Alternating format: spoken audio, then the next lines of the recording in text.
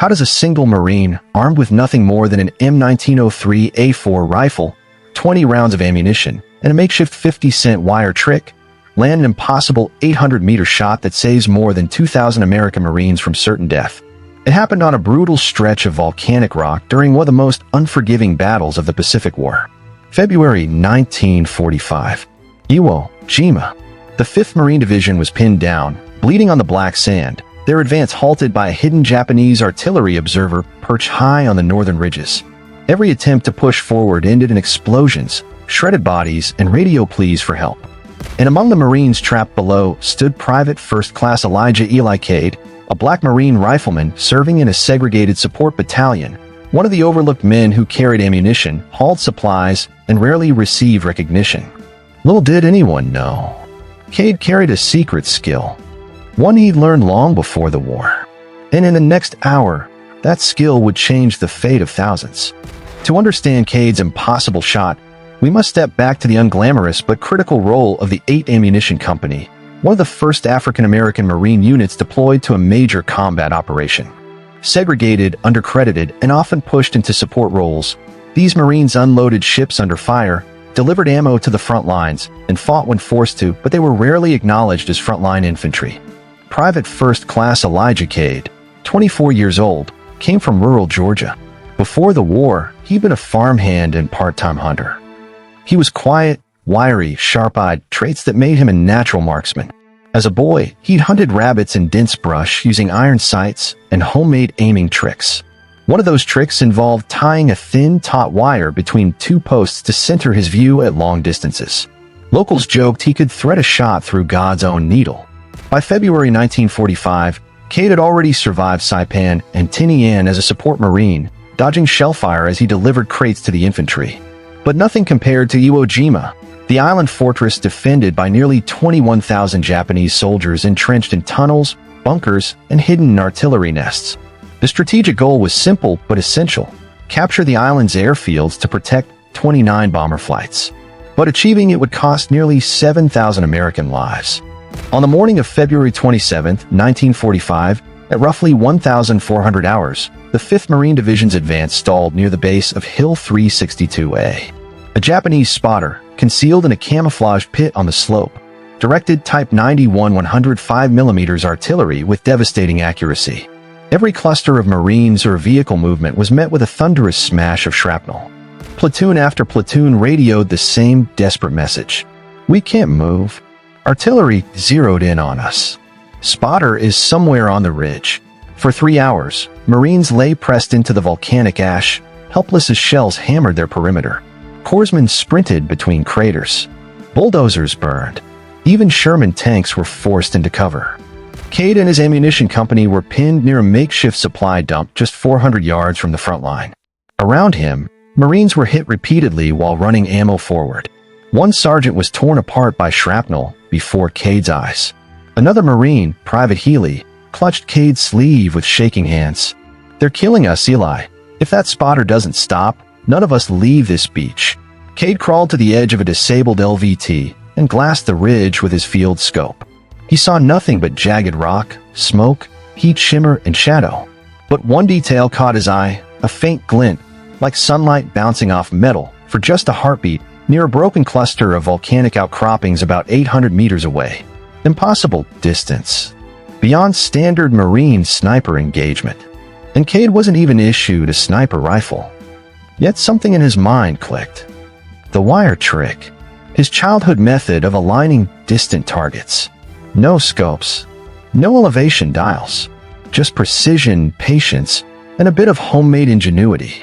He turned to Corporal Miller, the white Marine in charge of the supply dump. "I think I can hit him," Cade said quietly. Miller stared, baffled. "With what?" "That Springfield isn't zeroed for that range. And you ain't a sniper." Cade simply replied, "Just need some wire." The Marines beside him exchanged tired looks. But desperation creates opportunity. Miller nodded. Within minutes, Cade scavenged a 50-cent spool of communication wire from a broken field phone line. He stretched it taut between 2 bent steel rods from a wrecked ammo crate. With the help of 2 Marines, he anchored the rods into the volcanic sand, creating a stable, horizontal wire about an inch above his rifle's rear sight. He flattened himself behind the M1903A4, braced the stock deep into his shoulder, and adjusted the wire so that when he lined the rifle's front post with the rear aperture, the distant glint on the ridge sat exactly on the wire's line. The wire would serve as an improvised reticle to offset bullet drop at extreme distance, a makeshift aiming plane impossible to judge with normal irons. By 15:30 hours, the Marines around Cade had formed a protective screen while he fine-tuned the wire tension. Shells continued falling, thus showered them. Every few minutes, another message crackled through the forward radio. Spotter still active. We need him dead. Anyone with eyes on target. Cade exhaled slowly, calming himself, recalling every hunt he'd ever made back home. At 1,600 hours, the situation reached a breaking point. A fresh wave of Japanese artillery slammed into the front lines. A forward rifle company reported 40% casualties in a matter of minutes. One Marine screamed into the radio that they were being bracketed, shells walking directly toward their foxholes. If the spotter wasn't eliminated, the entire northern sector could collapse. This wasn't just about a ridge. It was about the survival of nearly 2,000 Marines spread across the sector. The pressure on Cade grew crushing. Around him, men huddled close as another barrage detonated dangerously nearby. Cade's ears rang. His hands trembled, not from fear, but from pure adrenaline. But he kept adjusting, aligning, recalibrating. Then, finally, movement. A barely perceptible shift on the far ridge. A small, dark figure leaning out from behind a rock outcropping, raising a field scope. Cade whispered, "There you are." But the distance was staggering. The Japanese spotter was almost a speck, moving between moments, only visible for seconds at a time. Cade calculated the drop, nearly 300 inches at 800 meters.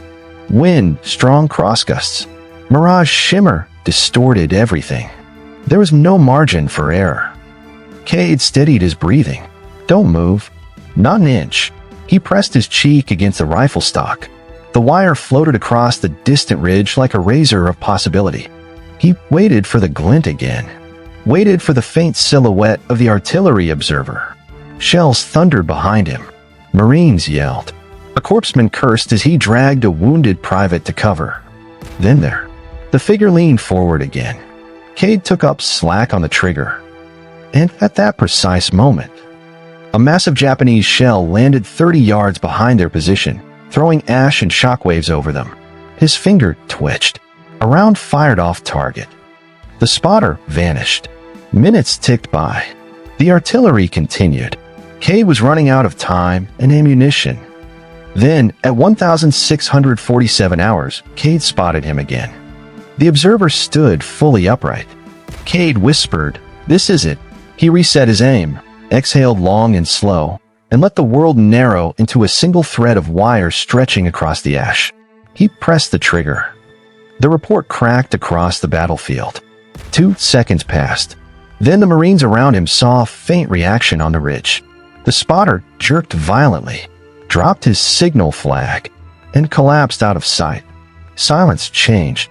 One Marine shouted, "You hit him." "Cade, you got the bastard." But Cade wasn't convinced. He fired a second round, then a third, carefully placed. Forward observers soon confirmed it. Artillery accuracy collapsing. Enemy fire pattern breaking down.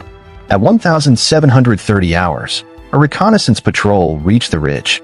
They found the dead Japanese observer, shot clean through the chest.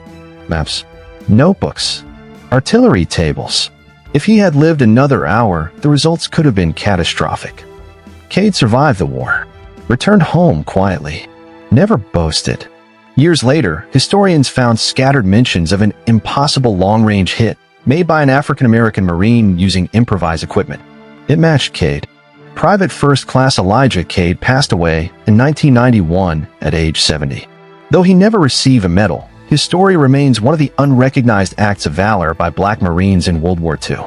Today, historians estimate that Cade's shot may have saved more than 2,000 Marines. An impossible moment. A forgotten hero. This was just one of countless untold stories from the Second World War. Subscribe to Historic War Records as we continue bringing these forgotten chapters of history back to life.